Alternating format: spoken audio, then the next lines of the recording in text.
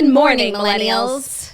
Welcome back to The Toast and happy Monday. Hope everyone had a fabulous holiday weekend. Hey, Jax, how you doing? I'm doing great. I had a great holiday weekend. I've missed everyone here at The Toast. It's been a nice break, but I'm so excited and ready and happy to be back. I can't believe Thanksgiving was like 4 days ago and we haven't spoken since Thanksgiving. No, and also the way we left the episode on Wednesday with, I didn't even realize people were so invested in the Dear Toaster saga. Like the way we just did that, and then I'm not having another episode until Monday. And thank God we got an update. So if you're following us on Instagram, good for you, because you weren't left wondering all weekend what happened to the girl with her dog. We posted an update and it was really jarring. She got her dog back. She made her husband listen to the episode so he could see how psychotic his behavior was. And two people who have no particular stake in the matter think that his behavior is wild. So maybe sometimes you just have to see yourself. Sometimes you need a big mirror.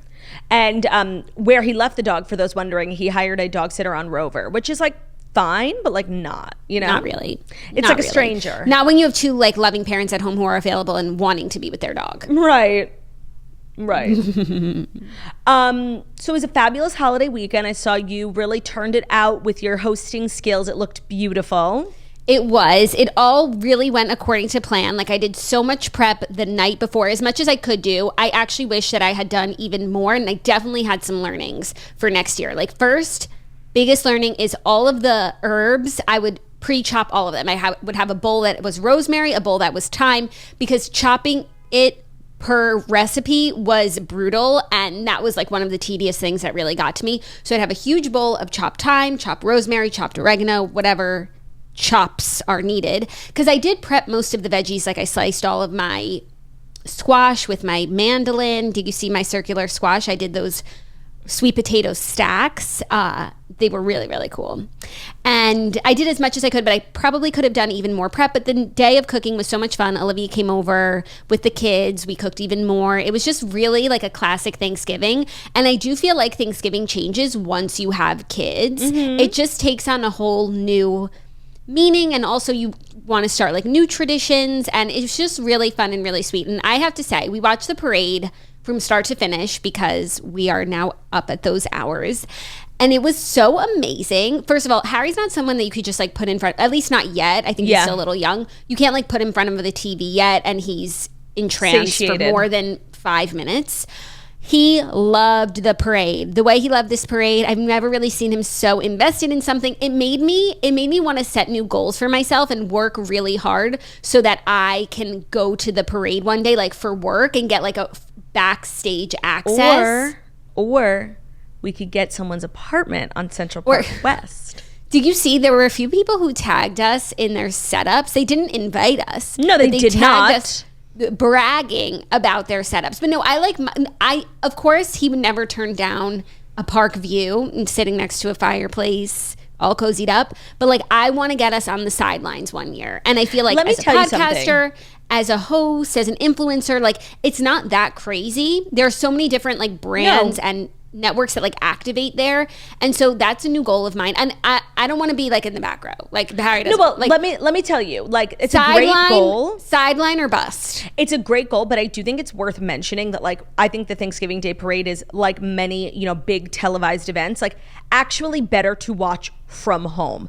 The Super Bowl, it's a lot of people's dream to go to the Super Bowl. Let me tell you, I've been twice, and it's way better on TV. You don't even get to see the commercials when you're there. Good luck seeing the halftime show. It's not like a concert. It's made for TV. The microphones aren't even on. They're plugged into the TV. Yeah, but the experience is better. Honestly, when we went to the Super Bowl, that was a much more amazing experience than having a Super Bowl party at home. If I was someone who's so invested in the game and don't want a distraction, I just want to be zoomed in on my favorite players, I probably want to watch from home, but it was the experience. But I do think those seats, I think those stands where their people are, where the performers perform in one part of the parade and then there's bleachers behind them.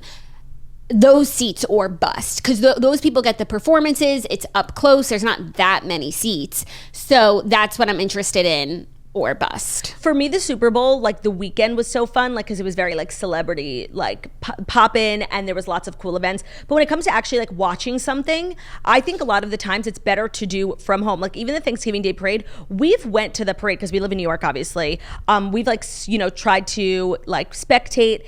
Every street is closed. It's freezing. You can never get to where you need to go. It's like low-key torture. I just think it's one of those things that might be better in theory than in practice. I'm saying like I want to get to Al Roker's seat. And then you can enjoy the parade. I think I'd rather be caught like at Central Park West on someone's gorgeous balcony with a fireplace, a spread of food. Now there's an outdoor fireplace on the balcony. Now there's an outdoor fireplace on the balcony. Did I say that? You said, yeah, in someone's balcony with a fireplace. Well, yeah, if they have a balcony, I could go outside. I get a little cold. I go inside to the fireplace. There's a smorgasbord inside. Maybe we're playing board games. We're listening to music. It's very comfortable. But then if I really wanted to like really see the balloons up close, I'd go on their gorgeous balcony.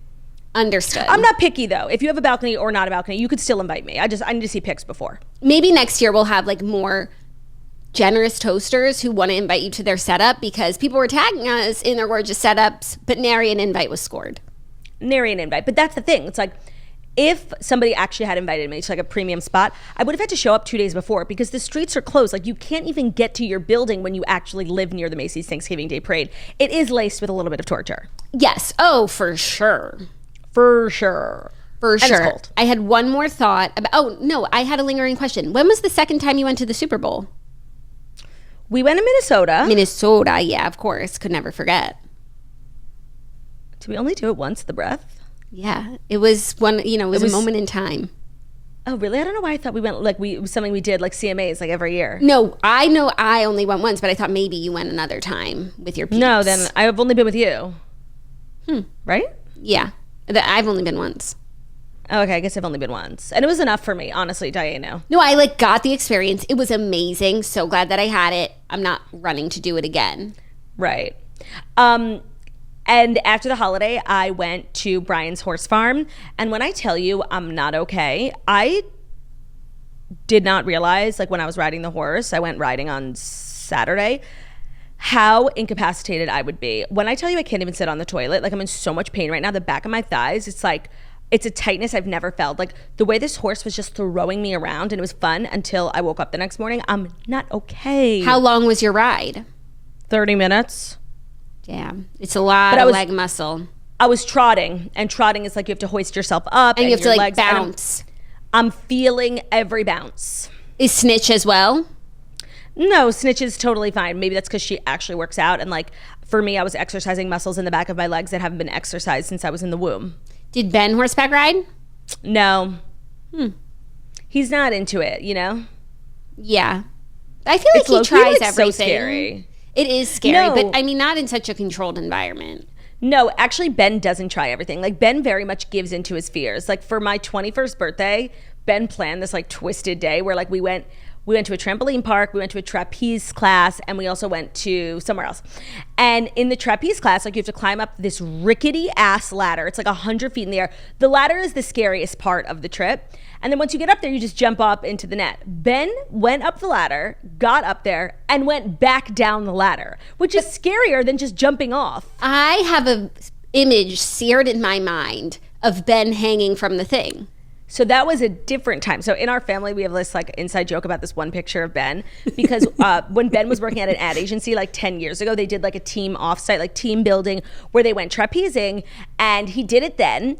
And he's wearing this harness and he's flying through the air and they take a picture of him. It's like a souvenir. And Ben looks so weird in the photo. Like, it doesn't even look like him.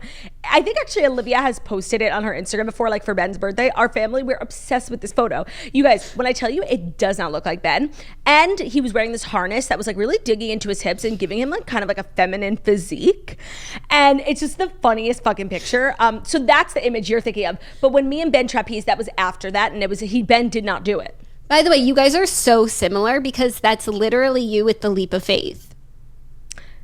Yeah. When we were kids, we all went to Atlantis. We used to love Atlantis, and we did the leap of faith. And Claudia, the first time we went, she did not do it. She never did it with us. And then you once went back with Ben, and you did it. No, I didn't go back with Ben. I went back with my friends from high school in the 11th grade. And let me tell you something about that dumb fucking water slide. Not worth it. Don't do it. Like, everyone in the family was like making fun of me. Like, can't believe you didn't do it. I was like, okay. And then I did it. I'm like, this shit sucks. Like, I got a fucking wedgie. I didn't even get a good picture of myself going down the slide because like I was taking pictures on a digital camera. I'm like, this is the thing my sister's like tormented me for all these years. It fucking blows. I mean, it's not the greatest ride of all time. It's a vertical water slide. Like, it's a leap of faith. And you're taking it, yeah. Or you're not. Yeah. And I took it. I was like, okay, now what? And also, it's so many stairs that when you do get to the top, it behooves you to just go down the slide, then go back down the stairs. I actually don't remember it being such a treacherous journey down. How do you think you get up? No, I'm saying, like, I don't remember the stairs being, because you know me, like, I'll avoid stairs at all costs. But it wasn't like that crazy of a set of stairs, because if it was, I would have gone down the slide. Okay, I remember it was extremely stairy. No, they were definitely stairs, but they weren't like crazy steep. They were like wide and shallow. No, like I remember life like by the stairs I had to take, you know? Mm-hmm. And I'm almost like 100% sure they weren't that crazy. But think about how tall the thing is, and the whole way up is stairs. So even if they're not like horrible stairs, it's a lot of stairs. Yeah, it was better than going down the dumbass fucking slide. Okay. It was literally so dumb. Like the whole trip, oh God, I'm gonna do it. Like, shut up. Oh, sorry, God. I didn't mean to trigger you. No, actually, I'm glad you brought it up because honestly, it makes the sisters look bad. It doesn't make me look bad. Like the way everybody was fucking dragging me to filth the whole vacation. And we used to love Atlantis. We would go back every year, and it was like every year, like, man, we're in Claudia. Shut the fuck up, you ugly wenches. Okay, it's not a big fucking deal. Yeah. Well, and then I did it. And then I did it when I was like 16. I was like grown. I was like, you know what? Everyone dragged me. Like, let's just fucking do it. And you know what? It was a big nothing burger, a big waste of my time. Damn. But literally, and I still have carpet burn on my butthole from the way my underwear went riding up. That's what sisters are for. No, like seriously, fuck you guys. Like the way you literally made me sick. You literally tortured me over this stupid fucking slide. If you don't feel that way about your sisters at some point in your life, then you're just not sisters. No, that's definitely true. You know, and we don't really fight much as adults, so we got it all out on the leap of faith. We got it all out on the slide. We did. Leave it on the slide. We should go back. We felt like Mary-Kate and Ashley. Of course. When we went, like the first time, we were so excited. That's like whenever we had a family vacation, there was no place else we wanted to go. Like literally we were Atlantis obsessed. Or bust. Obsessed. It's an amazing Rightfully resort. So. It's an amazing resort. Like they really have everything for the kids, for the campers, for the parents. Like there's casinos. So like when you take your kids, you can get lit. We went back in 2017, right before my wedding, for like a little. Oh my God, I forgot. Getaway. But we went to the Cove, which is the adult hotel. So I think if we went back to Atlantis proper now, we would think it's like kind of like gross because it's like it's really for kids. Yeah, no, but they have a new facility called the Cove, which is like adults only. I think you have to be 21 plus. They have their own pools, and it's really premium. No, but now like you wait until you have kids, and then you go again with your kids, and then it's a whole nother experience again. I can't say enough good things about the Atlantis, even though the new hotel in the Bahamas where we went for my bachelorette is giving it a run for its money. But Bahamar. For like the young professionals crew, not families as much because they don't have the leap of faith. So I did the leap of faith. Like that's all to say. Great. I'm so glad I did it. You conquered your fears, McLeod. No, I've conquered my fears, especially when I travel with Brian. Like he's always like, you know, making me face my fears. And like it does feel really good afterwards. Like you feel really proud of yourself. Mm-hmm. I don't remember feeling that with the leap of faith. I actually remember like feeling a lot of resentment for like my childhood trauma. I think that's kind of what took over. But it is really nice as an adult to actually face your fears, like you with your driving. Yes, I'm on the cusp of getting my license, you guys, and it's so crazy. This thing that has rewarding. This thing that has evaded me and tortured me for like 15 years, soon, hopefully, will be at an end. And then the world is my oyster. It's just a really crazy feeling. I can't explain. You could run away if you wanted to. I'm hoping to, well, I could always have done that, called an Uber. I'm hoping to have my paperwork like by the end of the year. That's my goal. And then this will be like the first time in 15 years that getting my license is not my New Year's resolution. I think that's beautiful. And all it took was 15 years. That's it.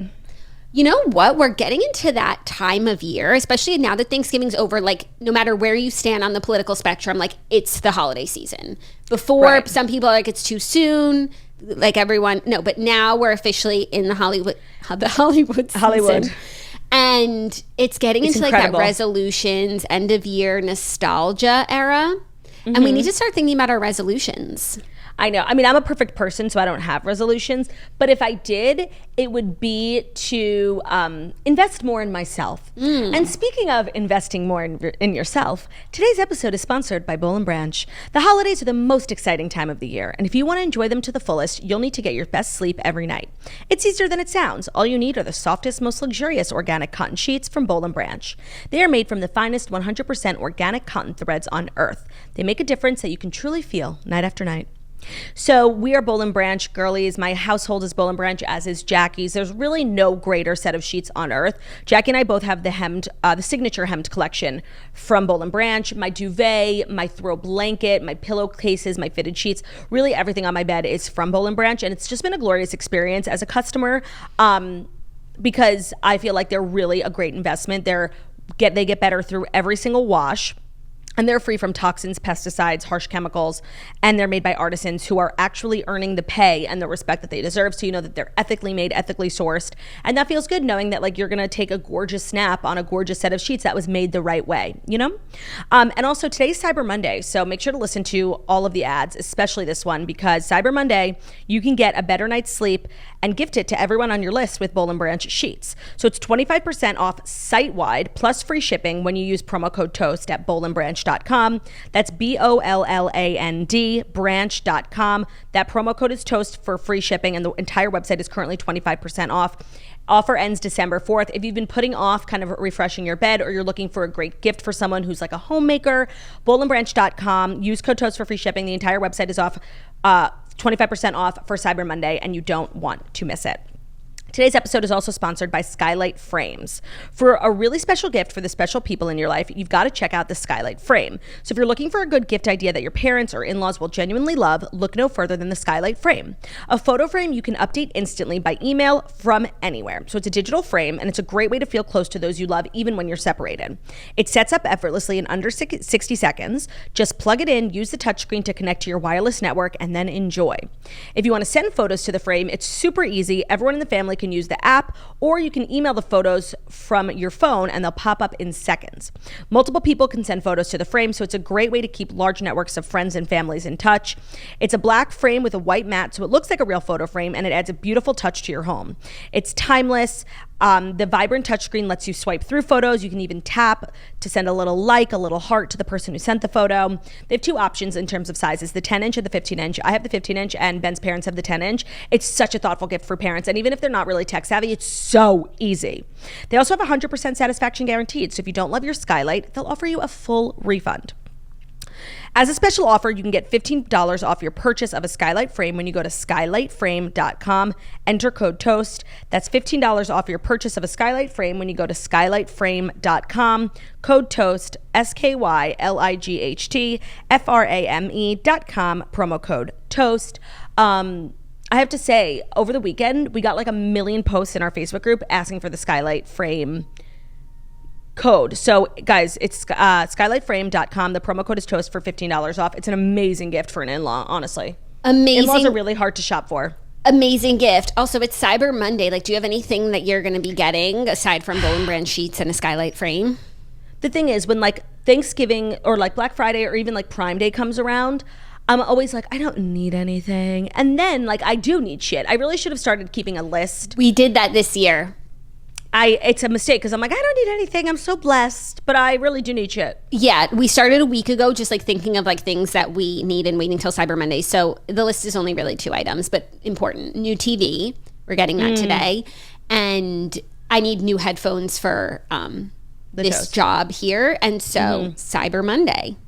Cyber Monday. Back to resolutions. I don't think I've actually ever had a resolution that I kept with, you know, except like, and of course, always every year my resolution is like, you know, eat a little healthier. But I started doing that over the summer, so it's not really a resolution. Yeah, it wasn't like a January thing. Right. I just feel like it's so cliche, you know? Like, I think like making a change in your life in July is more impressive than making a change in your life in January. I agree. It is pretty cliche, but it's just a good like reminder to like it's a good opportunity to reaffirm your goals, and also just like to self-assess and be like, even if I don't change anything on January 2nd, just to like know what I should change, even if I don't do it. Like, you got to know. I know, like, not to be like so annoying. Like, I really can't think of anything I really don't like about myself. That's beautiful, McLeod. I mean, I'm sure you could come up with like a list of things, or any of the listeners be like, Claudia, you should be a lot nicer. No, actually, I'm okay. No, nothing comes to mind, a habit of yours that you could kick. Oh, I guess like, nah. No, I know what you're going to say. Nah. No, but yeah, because you could do that whenever. It's not like dependent on the time of year. Yeah, no. And like, I have a plan, you know? Oh, that's nice. Yeah, like, you know, my life is, I mean, you know, man plans, God laughs, but I have a schedule for my life, a rough idea, you know? Yeah. And I think like when the day comes that I decide to like start trying to get pregnant, which I don't think is going to be like super soon, but it's not like super far. I think I will leave all my shenanigans behind me. Mm-hmm. And until then, like, I'm going to go party. Like, I'm going to smoke a vape. Like, if somebody offers me a cigarette, like maybe I'll fucking smoke it, you know? Like, because I can. And because that would look really cool. Yeah, no, I mean, I want to be cool, so I have no choice other than to smoke a cigarette. Totally. Oh, so for today's show, we obviously have the Fast 5 stories. I'm sure we're going to talk about Kim and Balenciaga. But we also have TV recap. I caught up on White Lotus this morning, and it's crazy. And you watched Yellowstone, correct? And I watched Yellowstone, yes. Another weekend where White Lotus evaded me. But I'm kind of liking like two birds, Let me tell you something about White Lotus. Actually, it's really two birds, two stones. Right. Efficient. I think like this show, and specifically this season, will be so enjoyable to someone who binges it. Like, nothing really happens episode over episode, but like watching it all as a unit, there's a lot of excitement. But like something finally crazy happened at like the last second of last night's episode. I'm like, thank God for this incest, exciting. You know? Yeah. Did you watch anything else or read anything else good this weekend before we jump in? Oh, you know what movie I saw for the first time? Age of Adeline. Oh, when I saw Snitch was showing it to you, I didn't realize you hadn't seen it, and I had one thing to say. Spoiler alert. Dead calves. No. I was very, very upset. When we saw it as kids in the theater, we were verklempt beside ourselves. I couldn't believe Margaret would. It was a cute movie, you know, like I'd never seen it, whatever. I'd seen like things about it on TikTok. I knew like she never aged or whatever. Yeah. It's like Tuck Everlasting with Blake Lively. Right. I love Tuck Everlasting. And niche reference. And with the guy, Dario Naharis. From Game of Thrones. And Harrison Ford. So it was stacked. And it was very good. It was a cute movie. But like, I don't know why they had to have the storyline of her like having cavaliers throughout her life and like watching them die a slow, painful death. It was so upsetting. And overall, I had to give the movie 0 stars because of it, even though it was like it was a fine film. It's a fine film. That's all I remember from it. Obviously, it's star-studded and it's a pleasure to watch. But like, it will, especially if you are, and it's not just Cavaliers. Like, it's King Charles Cavalier Spaniels, and if that is your and they're Blenheim. If that is your breed of choice, like, trigger warning. Stay away. Literal trigger warning. Jackie, the second I saw the dog, I turned to Margot because I'm like, this dog's gonna die. Because like, oh, the dog's not eating. Like, I knew it. Yeah. Apparently there's a website you can go to called like doesthedogdie.com, and you search the movie you're about to watch just to make sure like the dog doesn't die, and people use it as like a barometer for what they will watch and what they won't watch. That's fucking funny. I know. When I was talking on Instagram about how upset I was about this film, somebody messaged me. They were like, there's a website, doesthedogdie.com. That's really funny. Okay, cool. Tip of the day. Tip of the day. Also, I did get some clarity about the King Charles Cavalier Spaniel and that episode of The Crown with the Romanovs, and whether or not there was a King Charles Cavalier Spaniel that was murdered. And there was. Anastasia had a King Charles Cavalier Spaniel, and I read a whole ass book about her, and they never mentioned that. So you really can't trust what you're reading. So true. Reading is bad. On the plus side, there was one dog named Joy that escaped and wasn't murdered along with the others and went on to live like a royal life in England. Because they knew he was the little boy's dog, and he got the royal treatment over in the UK. So that's beautiful. That's something. So all in all, it was a fabulous weekend for both of us. I conclude, correct? Yes, you may conclude. You may draw that conclusion. Conclusion drawn. And I'm excited. We have a lot of stories, and I have a lot of thoughts on the stories. Me too. So without further ado, where are the Strice brothers? Still not here. They had a jam-packed weekend full of holiday fun, full of getting scraps from Thanksgiving. Bruno is in heaven. Yeah. It's his favorite holiday year after year. He scores big time. So for that reason, the tryptophan will not allow him to work. Oh, let me tell you, the tryptophan like really hit me this year. I ate and then fell asleep on Ben's parents' couch. Wow. Like, I couldn't believe it. But how come there's no tryptophan when you have like turkey slices? Such a good question. I think, by the way, I was trying to tell everyone, oh, wait, hold on. I have to tell you that like on Wednesday night, me and Ben went out to dinner. And we actually haven't been out to dinner, just us two, in a really long time. So it was really nice.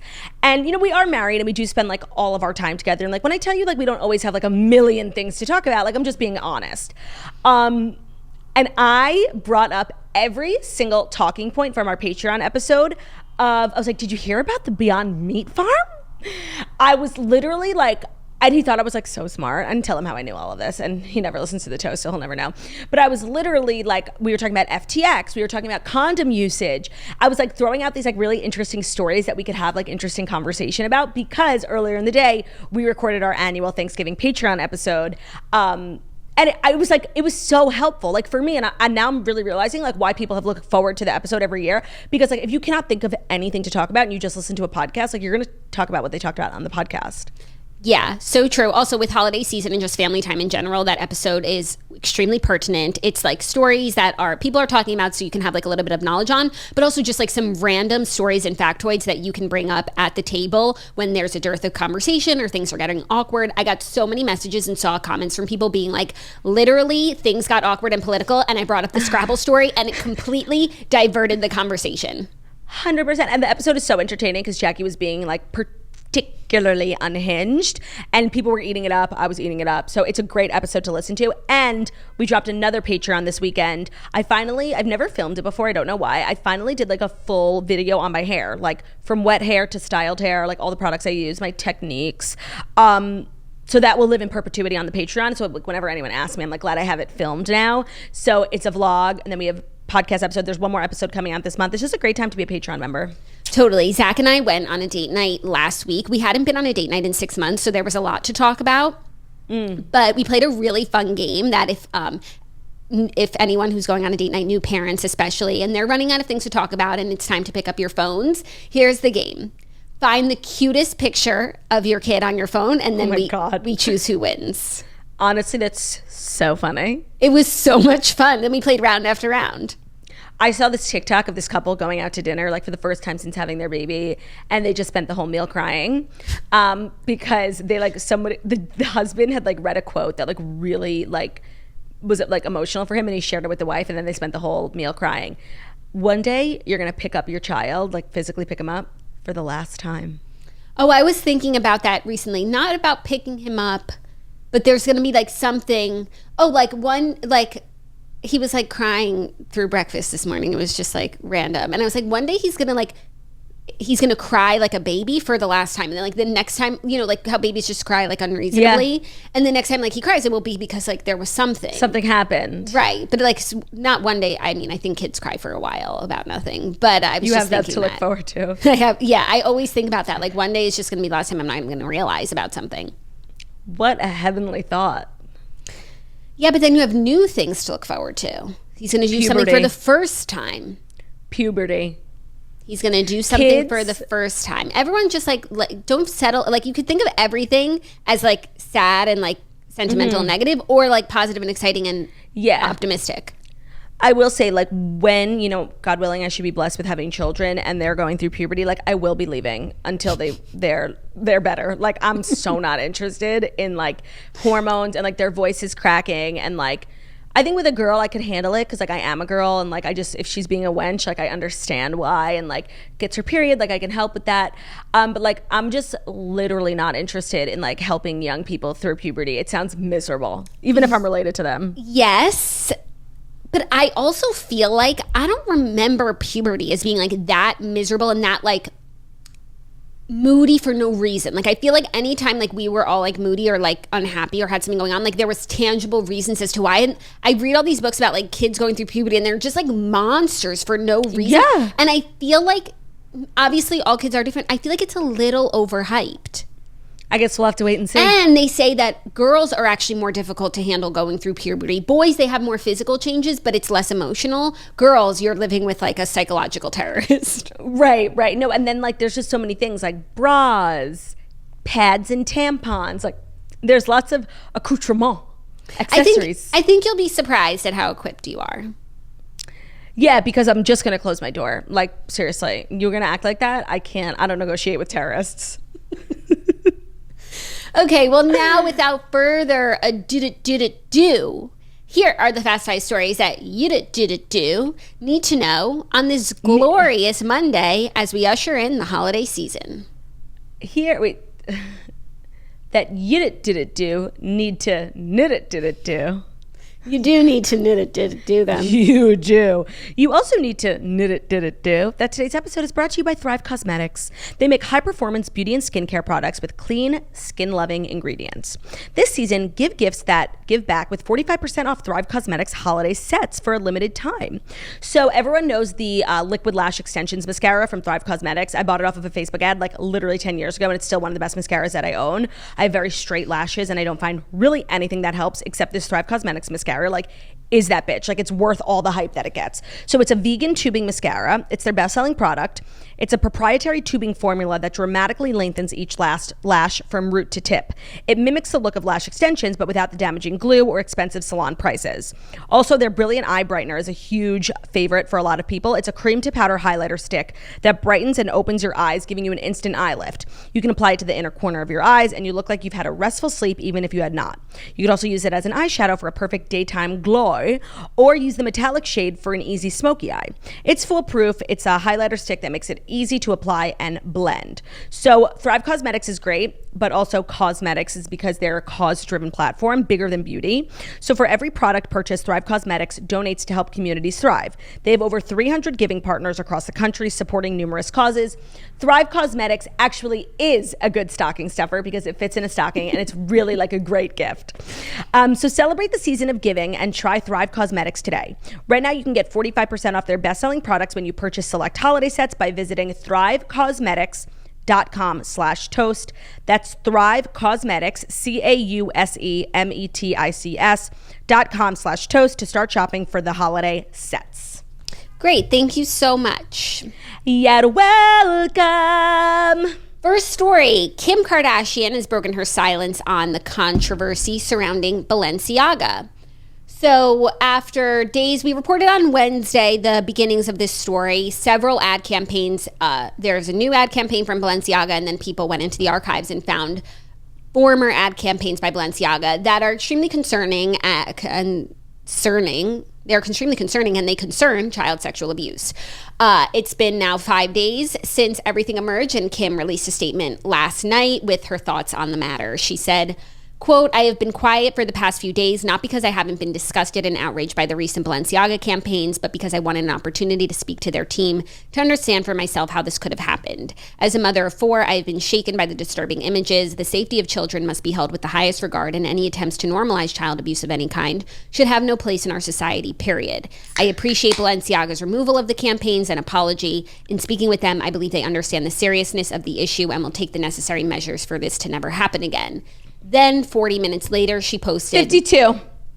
52 minutes later, she posted, "As for my future with Balenciaga, I am currently reevaluating my relationship with the brand, basing it off their willingness to accept accountability for something that should have never happened to begin with, and the actions I am expecting to see them take to protect children." Okay, so I feel like this is a really layered issue, but I do want to just say, like, my overall sentiment towards Kim's reaction to this is, wow, like, what a letdown. I mean, it's not like a hot take whether this is like right or wrong. Like, this is uncategorically, if that's a word, wrong. And categorically wrong. Sure. I respect the hustle. Like, for me, like, I get throwing your values out the window for some money. Like, I really do. Like, I can be bought, but I feel like we draw the line at children. We draw the line at children. Yeah. So I feel so disappointed in Kim. Like, her first statement was trash. Then she deleted it and re-uploaded it and added disgusted. Like, literally, she added one word. Then I guess she saw like the immediate reaction from people was like, "You're kidding," right? And because she didn't even address her relationship with the brand in the first statement. Then an hour later put up something like to appease people, and it was still not even remotely taking a stand.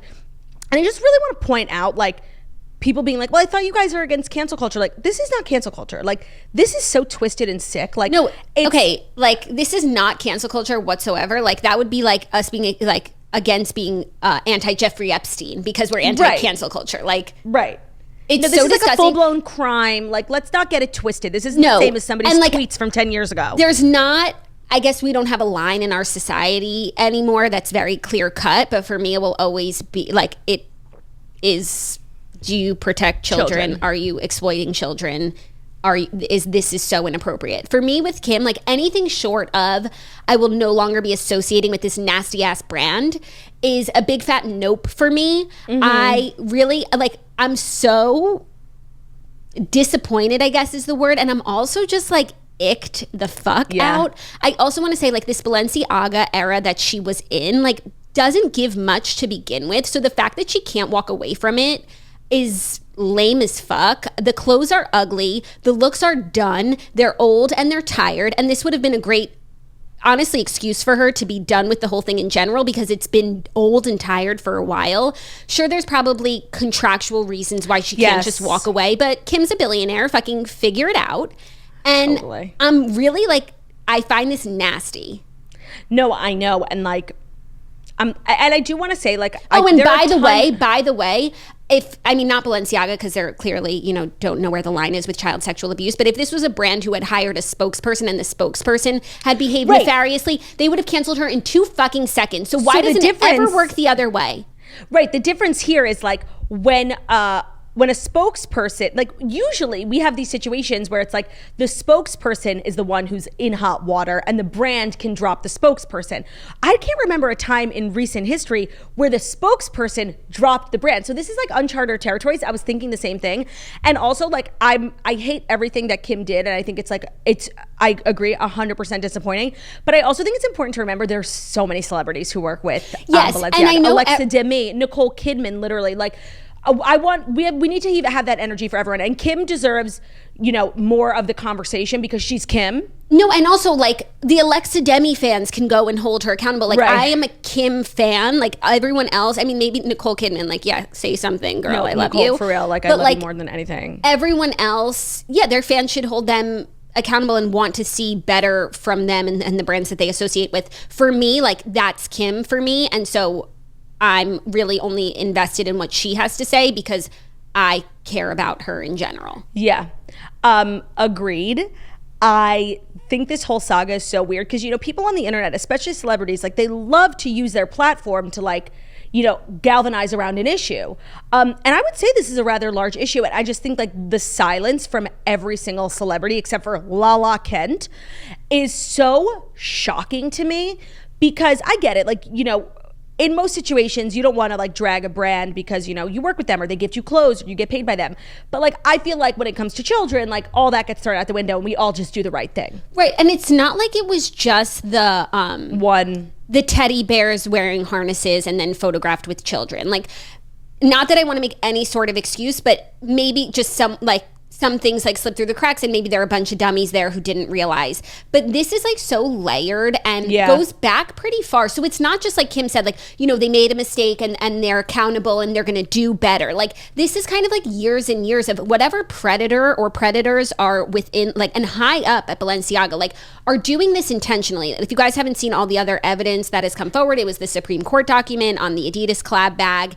It was the model in the office with books and one of the, they're like coffee table books, and one of the artists is like known for, you can't even look at the images on Google, they're so perverse and they're blurred out. So there is an ill and a rot at Balenciaga that starts very high at the top. They want to blame it on the photographers. The photographers don't get the props. They don't, like, it's not on them. They just shoot what you tell them to shoot. Like until this is rooted out, like Kim should not be working with them, and them putting out an apology and, you know, oops, and next time it won't happen. Like it's just once. But also here it wasn't even just once. So it's like they release a statement, the photographer released a statement, and every statement is just blaming someone else. But it's like, who? Yeah. No, like they need to do a thorough investigation of their employees and their predilections. No, and I have to say, like, Kim girly, like, you know, I would do anything for you, but like this is a huge L on your part. Like you need to do way more. And like, seriously, like, I'm kind of judging you, like, hard, honestly. Yeah, I agree. And then I was over the collab to begin with, which also makes it easy. Like, it's not like I was a Balenciaga girly. It was like a fabulous moment. And yeah, it's not like I really own anything by them, but I don't care if it was Fendi. Like, not nary an item to be bought again until this evil is rooted out. Also, what I find kind of crazy is like when everything happened with Kanye and like everyone like dropped him in a succession, like, is the RHOBH going to stop selling Balenciaga? Like, right. I'm going to need the same energy. I'm going to need the same energy from everyone who dropped Kanye because this is fucking crazy. Yeah, no, I completely agree. Like, can Balenciaga no longer bank with Chase? Like, I really feel like the lack of, if it weren't for people on social media, just regular people with moral compasses, like, no one would be talking about this. And it's so concerning because, like, I feel like there's a lot of like conspiracy theories about like elites in Hollywood and like celebrities, and like as it comes like that, all they do, there's like a lot of conspiracies about like pedophilia and sex trafficking rings. And I'm sorry, like, those conspiracy theories like are being hella validated right now because like the lack of anyone speaking out is so weird. It's so weird. And I even saw an article. I haven't like looked so much to see what some of the like Daily Mail has spoken about it and whatnot, but I saw an article from like High Snobiety. Have you seen? It's like a fashion site, I think. High Snobiety, like, yeah. High Snobiety. And it's like the conspiracy theory surrounding Balenciaga's new campaign. Like, and they said it was just like so crazy. They were like, people are trying to make it seem like the kids and the bears and the Supreme Court thing were part of one campaign. Like, this campaign is... It makes it worse that it wasn't a part of the same campaign. It makes it worse that it's just like sprinkled in over the years. Right. It's like systemic. Yeah. Oh my God, that's a fucking delusional article. Delusional. No, the way...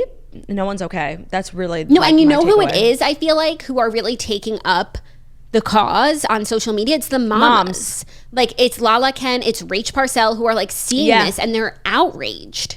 No, it's so true. It's the moms. And the aunties. You don't even need to be a mom. And the aunties. 100%. You don't need to be a mom to know how fucked up this is. Right. And that's why I think people are even more disappointed in Kim. Yeah, no, honestly, like, talking about this whole conversation as it pertains to Kim, like, she's really let us all down. Like, this is a huge... And if there are reasons why she can't speak out, why she can't break her contract, like, why don't you talk about it? Like, the way you're giving us this like PR bullshittery, shocked and disgusted, like, it's giving Notes app. It was giving, she literally took a screenshot like on Instagram, like, she didn't really put any energy towards it after 5 days. Like, I respect people taking their time and not just speaking out immediately, like, I really do. But after you're going to take your time, I want to be wowed by your statement. I want you to say something. Yeah, to give us nothing burger PR bullshittery after 5 days, honestly, I'm so kind of like done with Kim right now. Mm-hmm. Me too. It's not okay. And the fact that she's a mom just makes it even, like, she should be even more impassioned, and she's not. Yeah. So the whole thing is really gross, and who knows what's next, but right. Balenciaga's, I mean, it's like, it's kind of a catch-22 because it's like, if I owned a lot of Balenciaga, like, I'd want to sell it on the Real because also everything like says, like, I don't want to be like a walking advertisement for you. If it was like maybe like a subtle coat, you know, you never know. But I think the Real should stop selling them. So then where does everyone go dump their Balenciaga? StockX. It's the same thing. Does StockX still sell Yeezy? For sure, because it's their whole that's how they got started. It's their whole site. Yeah. No, but it was like kind of crazy when Real even did that with Yeezy. So now you've set this standard. Right. So let's get the child predators in there too. Yep. You know what it's called, McLeod? Precedent. You know, I love a good precedent. Mm-hmm. And they set the precedent. So we'll keep you posted on this story. I don't think that's going to be the end of it. No. And I mean, hope not. I hope not from the Kim point. Like, Girlie's got to do more. I never thought I'd say this unironically, but she has to do better. No, like, better's not even enough. She needs to do more. She needs to do something. Yeah, well, right. Yeah. And I think Balenciaga filed a suit against their photographer, like, because they're trying to blame the person who took the pictures that they set it up. Okay, but there's like 500 people who get everything done before the photographer even clicks his camera. No, and there are people like I saw a video of this guy from the fashion industry like talking about how the photographers are just take the picture. Like, right. And also their most recent fashion show was kind of demonic. And it had like now everything like that they've done in the last couple of years is being looked at, and it's like, why is everything you do so fucking weird and dark? It's clothes, right? Calm and like down. Weird with kids. There was very lifelike dolls and blood. Oh, and the clothes were ugly, right? And the clothes just stay ugly. Dead. Are you ready for our next story? I am. Switching gears. Joe Jonas lost the Spider-Man role to Andrew Garfield. He said he was the right one. So Joe was burning up to play Peter Parker in the 2012 movie, The Amazing Spider-Man, but he lost the role to Andrew Garfield. He said, quote, "I remember years ago I was up for Spider-Man and I was so excited. And it was the year Andrew Garfield got it. Obviously, he was the right one." He noted that the film's director, Mark Webb, used to be a music video director, which led the Grammy nominee to believe that he had an in to get the role. He said, "But you know what? I love the process of auditioning and putting yourself out there and having to prove yourself," he said, adding that he made it through to the callback portion of the audition process. As for whether that included taking the old Spidey suit for a spin, he replied, "No, but I'm sure I had one that I would try on occasionally back in the day." Let me tell you how I would take a bullet for Joe Jonas, and I don't think that he's right for Spider-Man. No. And did he, aside from obviously Camp Rock, iconic role? No, he's not really like that. He's in a new movie right now with Glenn Powell, Devotion, that like is getting a lot of buzz. It's like another like Top Gun, like plain Navy movie. But he's not really like that experienced in acting outside of the Disney Channel. Right. So to go from Disney to Spider-Man, that would be a big It's leap. a jump. Actually, Zendaya did it. So true. But wait, I'm so glad you brought up the Jonas Brothers because I have like an extremely hot take that I need to share. Okay. On Thanksgiving, Ben had the Giants-Cowboys game on, and there was a halftime show, and the Jonas Brothers performed. I was like, oh, fuck yes, love this. And they did like a medley of all their songs. You know, Kevin was out there killing it on the guitar. Joe was taking lead vocals, and Nick was doing guitar and like 30% of the vocals. And maybe I haven't seen them perform in a long time, or maybe it was just like an off weekend for Nick Jonas. But like, if I watched that, well, I did watch that, but like, I could draw the conclusion that like Nick Jonas can no longer sing from that performance. Maybe he was sick. Maybe he has had a lot of late nights up with the baby. Like there's a million things. But the way he could not hit a note to save his fucking life. And you know him, he gets all the high notes because that's like his voice. Literally, he would sing and nothing would come out. It was like a silence on the mic. It was so weird. And then I went to Twitter to see if like anyone was talking about it because I'm like, this is like low key crazy. Everyone was like, Nick Jonas is so fine. Oh my God, he's so fine. And a couple people were like, wait, like what's going on? But it wasn't. And I just want to know, did anyone else see that and be like, what the fuck? We had the game on, but I think halftime show was while we were eating. I didn't even pay attention to it, so I can't speak to it. Maybe, is it possible he was having audio issues, like feedback, and he couldn't hear himself? And perhaps. I'm going to need to see another performance from him to, like, I'm not going to make any, you know, grand assumptions. Statements. But if I wanted to, my assumption would be like, this boy can no longer sing. He should get into another field. I'm going to say like there was issues. Did anyone else see it? And did anyone else know what I'm talking about? I'll maybe check it out. But I feel like, no, you're probably right. He probably stunk up the joint. But I don't know if that means that he can no longer sing in perpetuity. It was just so crazy to me because like for years, like Nick was the perfect one. Like he hit every note. He was the most musically talented. And it was just the way like Joe was so effortless. Like wasn't even trying. It was just like sounding amazing. And like Nick was trying so hard. Like his neck and his voice like sounded so strained. And he still couldn't even hit the note. Maybe he was sick. Maybe. I'm a sucker for you. That was good. That was like Nick Jonas vibe. Maybe you could take his spot. I don't want to go anywhere blindly. All right, that wasn't great, but I'm a sucker for you. That was literally Nick. He's like always like clenching. Like I'm a sucker for you. So he's always clenching. He's always like straining. Yeah. I'm a sucker for you. Anyways, that's probably one of my favorite story tropes on this show is like people who almost got what role. Me too. And usually I could like really picture the person in the role. I could honestly not see Joe Jonas as Spider-Man. Like, not to be rude, I do think he's a little too short. But I get like short vibes from Andrew Garfield too. And Tobey Maguire, but I think Joe Jonas is shorter than both of them. Like, for real. Yeah, also, this really could have changed the course of history because Andrew Garfield and Emma Stone then dated because they met on the set. They dated for a number of years after the movie. That wouldn't have happened. Maybe it would be Joe and Emma. Maybe. Oh, wait. So, sorry, I'm misunderstanding. So he auditioned, what, like 10 years ago? Back in the day for this movie. Oh, not for like the most recent one with Zendaya. No, that's with Zendaya's Mans. Oh, I'm sorry. I got so confused because I've never seen any of these movies. Okay, sorry. So back in the day. Oh, you know what? I actually could see it. Right, Joe and Emma Stone. Yeah, no, and like he was so young and like he was like the big hot thing. Like I could see it. I'm sorry. He likes I an totally actress. thought it was like last year. Yeah. And he was coming off of the Disney Channel. Now it's been 15 years since the Disney Channel. Like it's okay. You know what? I actually can see it. I'm sorry. I misunderstood the whole story. Yeah. So just interesting. And then our next story is another one of my favorite tropes of stories, which is someone's coming off the singles list with an eligible partner. Ooh, you'll have to wait to find out because we're going to a word from our sponsor. Today's episode and our singles news is brought to you by Seeds DS-01 Daily Symbiotic. Turns out everything you like that? Everything you think you know about probiotics may be wrong. Like probiotic tortilla chips definitely sounded way too good to be true. The good news is that Seeds DS-01 Daily Symbiotic is the real deal because not all probiotics are created equal. So the Seed DS-01 Daily Symbiotic is a broad spectrum plant-based prebiotic and 24-strain probiotic formulated for digestive, gut immune, and additional systemic benefits. The capsule in capsule protects against stomach acid, digestive enzymes, and bile salts for viability through digestion. What does that mean?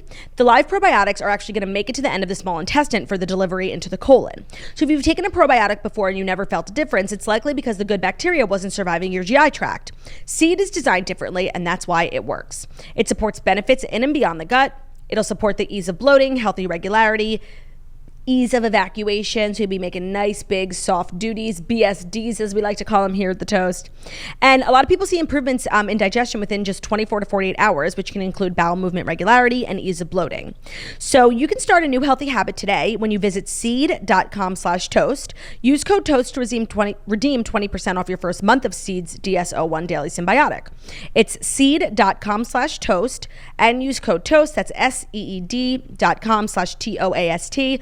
Code TOAST for 20% off your first month of Seeds DS-01 Daily Symbiotic. Thank you, McClard. That BSD sponsor is leading us into our next story, which is that Minka Kelly sparked romance rumors after an LA date night with Imagine Dragons' Dan Reynolds. Looks like Minka Kelly could be a believer in love again. The actress is sparking romance rumors with the Imagine Dragons frontman after the two were spotted on a date night in LA over the weekend. Paparazzi photographed the two of them stepping out to Cafe Stella in the Silver Lake neighborhood Saturday night. Although there was no blatant PDA between the pair in the pics obtained by Page Six, he was at one point seen stroking her hair in their parked car. Stop. Minka Kelly, was just born under a lucky star. I really believe that. First of all, she's one of the most beautiful women I've ever come across in my life. She doesn't look like anyone else. She's really unique looking. She looks like there's a bunch of there's a bunch of girls who look like. But I'm saying she's not beautiful women now who are beautiful and get big lips. They all look the same. Yes, okay. Minka Kelly actually looks like a human being, not like an alien like everyone does these days. Mm-hmm. She is the most... Do you think she has veneers? Yes. Let me look at her. She is the most... No, don't look at her veneers. Look up who she's dated in the past. She is the most stellar taste in men. Every time she's spotted out with someone, it's just more... She was with Derek Jeter, right? For a million years. Yes. McClard, I don't think she has veneers. Oh, let me look. They look like real teeth? Yeah, they look like... That's the thing. Really good veneers look like real teeth. No, they look like real teeth for sure. There's this dentist on TikTok who will take a picture of a celebrity and zoom in and tell you if they have veneers, and it's actually really helpful. Can you pull up her dating history? Okay. Not her teeth? No, I'm looking at the teeth now. I feel like they're definitely veneers. They're totally veneers. Maybe I was looking at old pics. Okay. She dated Jesse Williams, Josh Radnor, Wilmer Valderrama, Derek Jeter. Right. John Mayer. Oh, right. Chris Evans. Donald Faison. Brian White. Trevor Noah. Right. But when did she date John Mayer? I think there's like one photo of them like getting into a Range Rover like one time. And maybe it's like this connection I have to Friday Night Lights, in particular Lila Garrity, which is why I'm so like, I will always keep up with Minka Kelly. And she's so funny because like, does she ever work? Like, she was in Euphoria, but like as a very, very small part. And she's like still so famous, but like from what? From Friday Night Lights. From literally. Friday Night Lights. She's just someone that people care about. She was also in the 2018 movie The Beach House, which I personally watched. Andy McDowell plays her mother. It's a wonderful movie. Oh, is it like a Hallmark film? Yeah, it's Hallmarky. And she's extremely Hallmarky. And I feel like she could be more Hallmarky. She, like, I feel like she had an opportunity after Friday Night Lights to literally become America's sweetheart. And either she didn't want it or like it didn't happen for her, because when I think about the trajectory of her career, like it kind of makes no fucking sense. Wait, and remember when she played Jackie O in The Butler? No. We watched The Butler, remember? I remember. And there's just like a scene with JFK played by James Marsden and Jackie O played by Minka Kelly.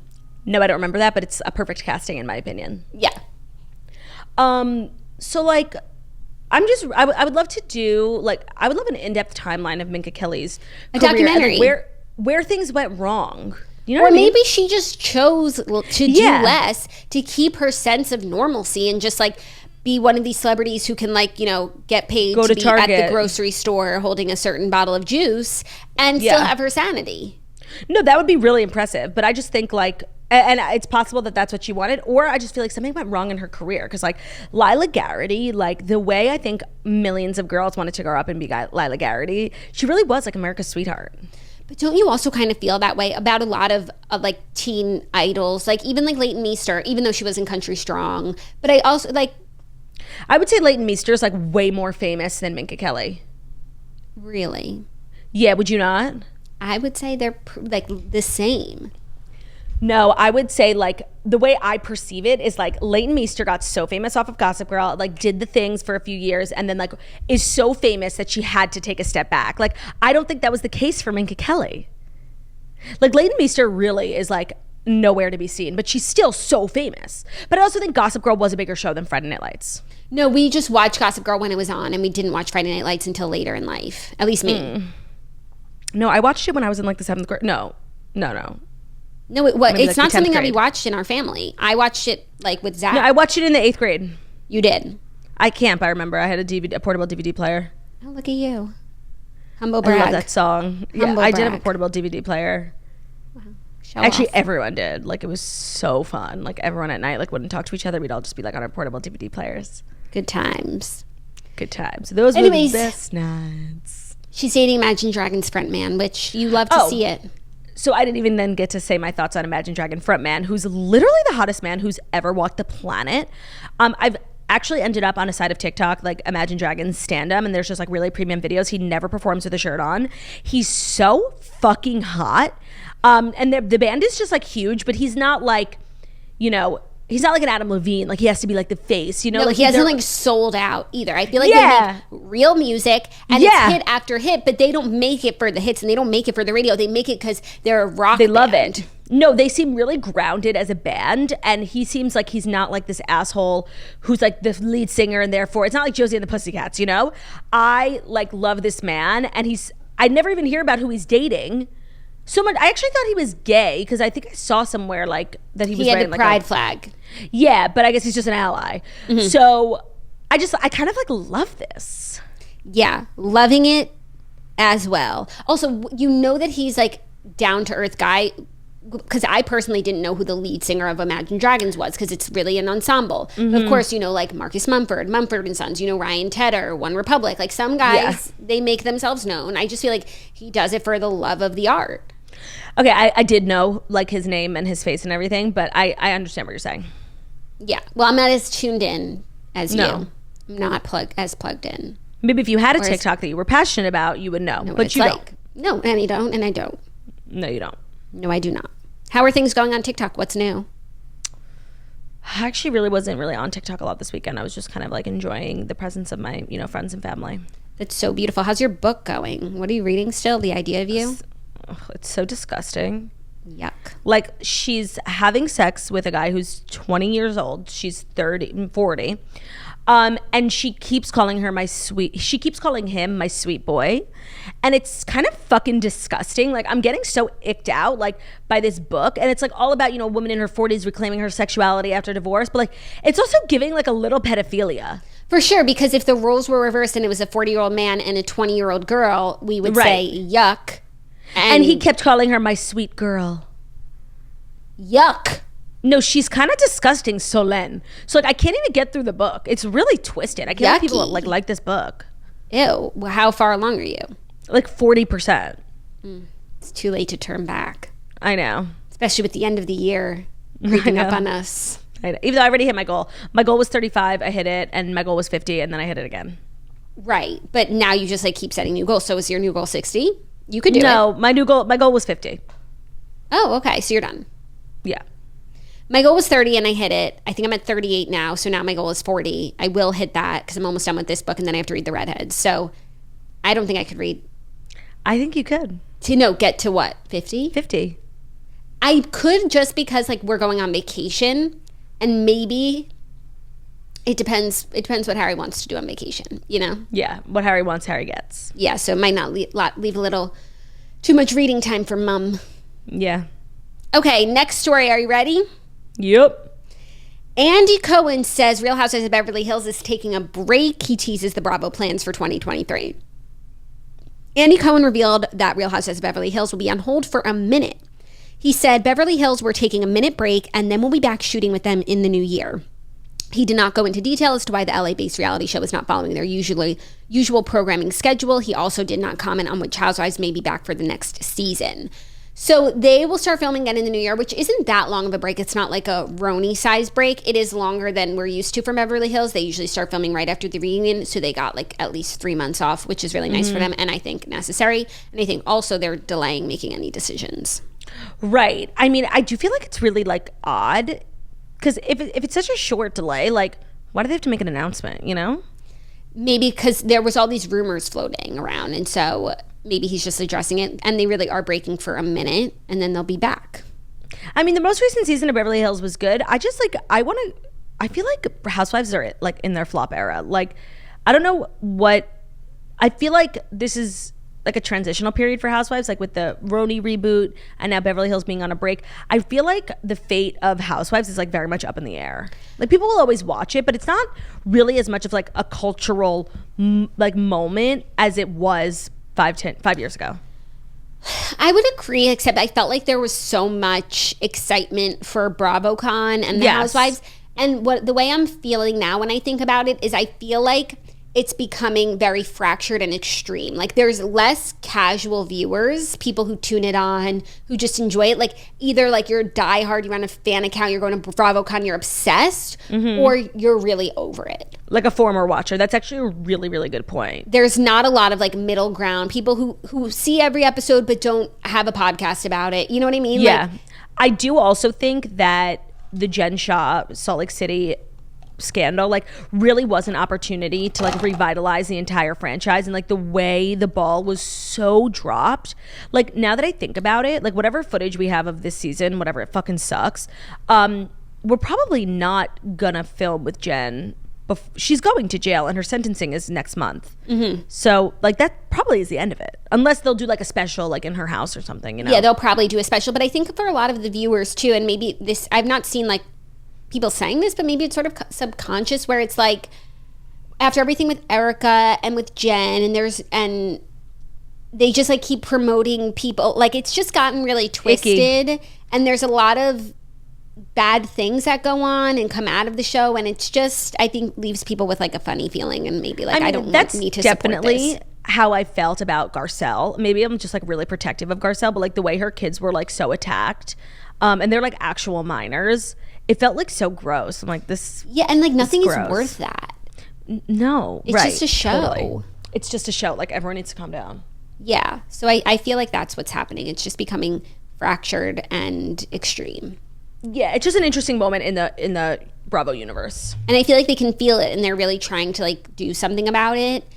Yeah, I feel like they definitely are, like, doing more shows that like are outside of Housewives. Like there's like a million below decks. But they're now. also like, trying to like give the fans what they think that they want, which is like, you know, Southern Berkshire's hospitality. Ultimate Girls trips. We have like a million Ultimate Girls trips that are still going to come out, and like, right. But they're really just like catering to like the really extreme fan who needs more, and not working on just like the casual viewer who wants to just watch good episodes of what they start of Real Housewives of Orange County, of Beverly Hills, you know. So that's I don't know that what they're doing is going to solve the problem, but well, I don't work in television. No, and I also feel like Peacock was like kind of like a bad thing for Bravo, because there was just this like pressure for more content when they really should have been focusing on the shows on Bravo, because they were all kind of slipping, like Vanderpump Rules, like so many things were just like meh.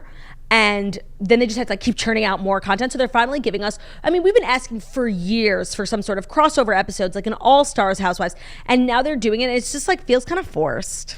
Yeah, and I feel like they're the only people who are going to watch like an Ultimate Girls trip or something like that are the people who watch all of the franchises right now. So you're already like having less audience, and it just like keeps getting smaller instead of expanding. You're not going to watch Ultimate Girls trip if you don't watch half regular franchises. Yeah, but you might watch a show that has some of the OGs who aren't on anymore, because a lot of people used to watch in those days, and I think that's what they tried with Berkshire's. I don't know how that did. Right, and we think of those women fondly, like they really are a part of history. Yeah, so I think they try and do more of that, but I think some of those women like don't want to be on the B-list show. They want to get back on their show, or they're not interested. Right, because they are all also out of control. Yeah, and also the egos that they're dealing, like it's just a lot. It's unbearable. Yeah. You either die the hero or live long enough to become the villain. Mm-hmm. Are you ready for our fifth and final story? The final story. Yeah, I'm ready. What's it all about? Merriam-Webster defined gaslighting for me, because they have shared their 2022 word of the year, and it is gaslighting. I feel like we literally predicted this, because not a month ago we had this long ass conversation on the toast about how people love to use the word gaslighting these days, and they don't even know what it fucking means. They just think it means lying. Literally, gaslighting, which means mind manipulating, grossly misleading, when being downright deceitful, is Merriam-Webster's word of the year. Lookups for the word on Merriam-Webster.com increased 1,740% in 2022 over the year before, but something else happened. There wasn't a single event that drove significant spikes in the curiosity, as it usually goes with the chosen word of the year. That's pretty interesting. The gaslighting was pervasive. That's funny. I do really feel like TikTok had a lot to do with that, because like the way that, first of all, that sound like took over. Girl boss, gaslight, gatekeep, repeat. Like it was very much a part of like TikTok verbiage, and then I think people started using it like in their everyday lives, even though they didn't really even know what it meant. Yes, definitely. Now we're going to talk about the former words of the year, which we do every year, and I always forget them. So me too. Do you remember last year's? No. Oh, no, I'm sorry. This isn't last year. This is the other top 10 words of the year. Oh, for this year? Yes. Okay. Oligarch. What? Driven by Russia invading Ukraine. People were talking about oligarchs a lot. Okay. Omicron. Triggered. Oh my God, I'm triggered. Next. Codify. Queen consort. That's 2 words. Oh, Camilla. Yeah. Raid. Sentient. Cancel culture. That's Merriam-Webster's like kind of cringe. Miriam's kind of dumb. No, Miriam's like a little cringe. Like, is it the word of the year or the phrase of the year? It's I'm going to get the exact verbiage. Word. Word. Merriam-Webster, define word for me. Next in the top 10, LGBTQIA. Okay. I don't believe that's a word. That's an acronym. Oh my God, good call. Duh. And the next one is Lomi, which many Wordle users tried back in August, though the right word that day was clown. I guess that was like a Wordle inside joke one day in August. Funny. People need a fucking life. Also, last year's word was vaccine. Got it. Okay, yeah, that makes sense. I like how it went from vaccine to gaslight. Like, if that ain't indicative, like, of America. If that ain't us. Well, that's our literal, like, prerogative? Is that the word? That should be the word of the year. Prerogative. That's my prerogative. Tell me why. The way Britney Spears, I think, covered that song. I don't think it's her song. And just kind of changed my life. What album was that where she did Stronger Than Yesterday? And then that's my prerogative. Tell me why. Are you like sure that those are... Oh my God, Spotify is like always asking me for shit. Like, I have just like a memory of like plugging in one CD and getting both those songs on one album. Okay, so I will read her CDs. In the Zone? No. Get in the Zone, Auto Zone. Okay, wait. Yeah, no, not In the Zone. Hold on. Blackout? No. Just Google what album Stronger Than Yesterday is on. Okay. Oh my God. You're like the worst research assistant ever. Oh my God. Oops, I Did It Again album. Okay, and is Prerogative on there? No.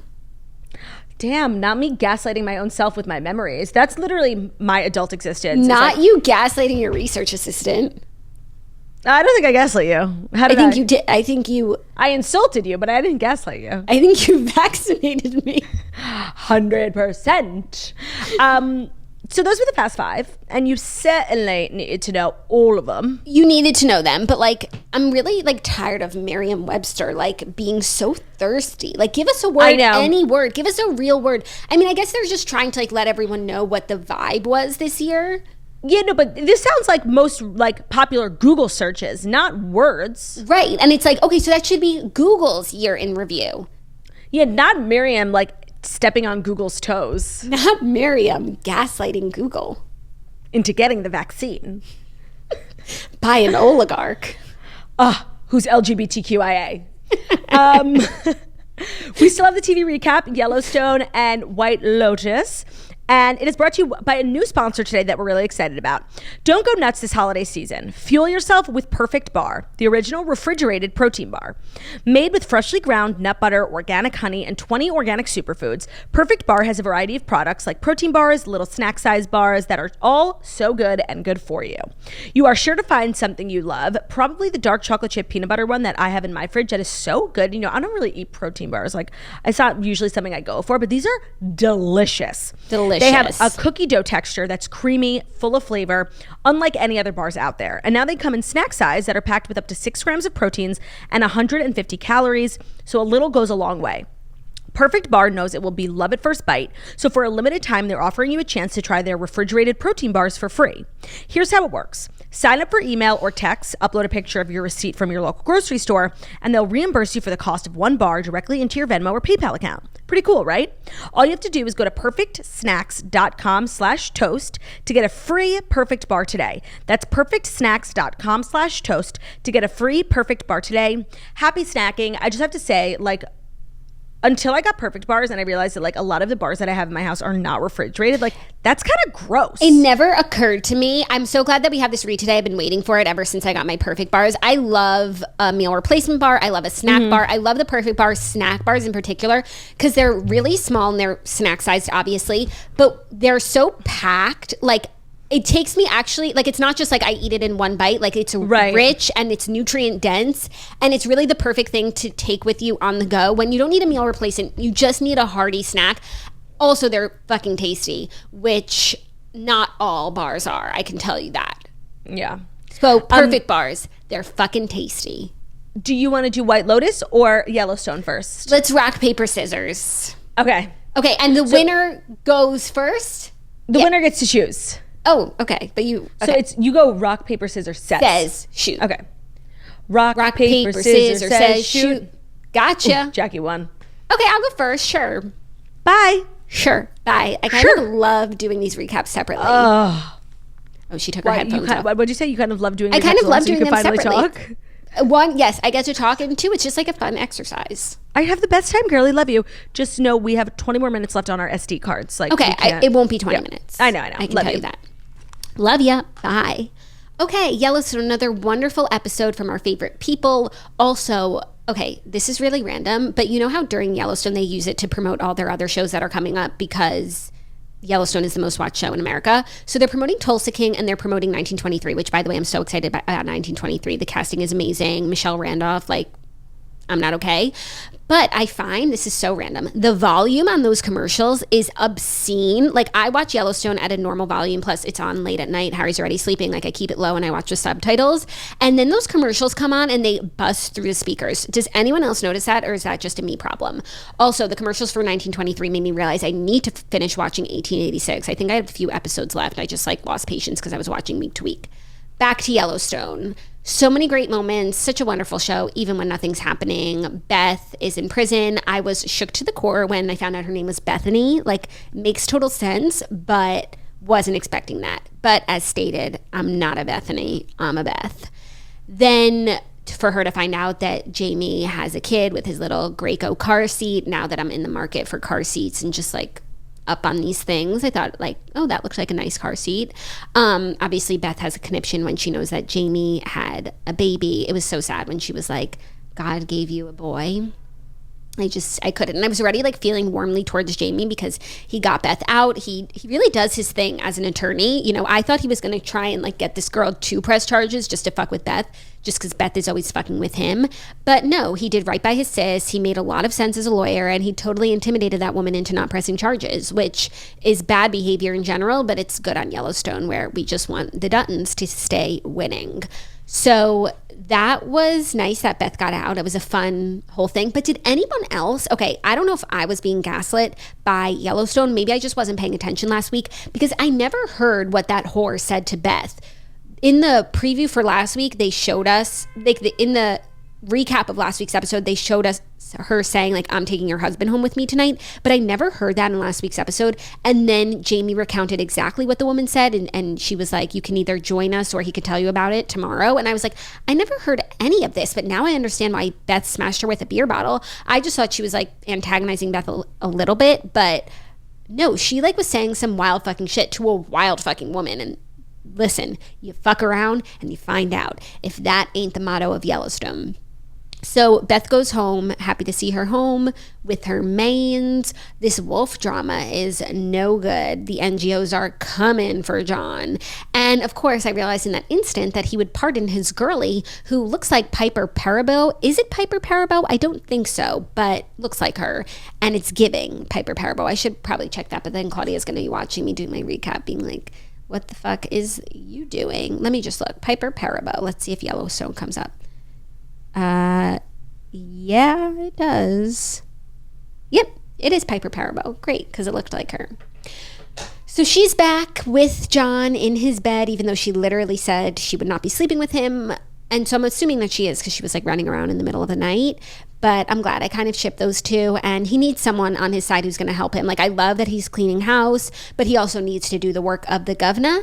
And he needs smart people around him. And she does seem smart. Wow, Claudia is struggling to keep her mouth shut. And then there was one other thing that happened. Oh, the funeral. Oh my God, I can't even talk about it. Like, I was beside myself. It was so fucking sad. So I'm just gonna move right past that and talk about the one last thing, which was Jamie being a big fat moron and getting seduced in 1 second by brunette Beth Dutton. I think her name is Sarah Atwood. Loving that Beth was in the presence. She's gonna do some investigation. So this woman's not gonna make it that far into coming in between the Dutton family. But Jamie is just so fucking dumb. I literally can't. Someone says one thing nice to him and he's dropping his pants. Like, get a life, loser. Okay, we're good. See you guys next week.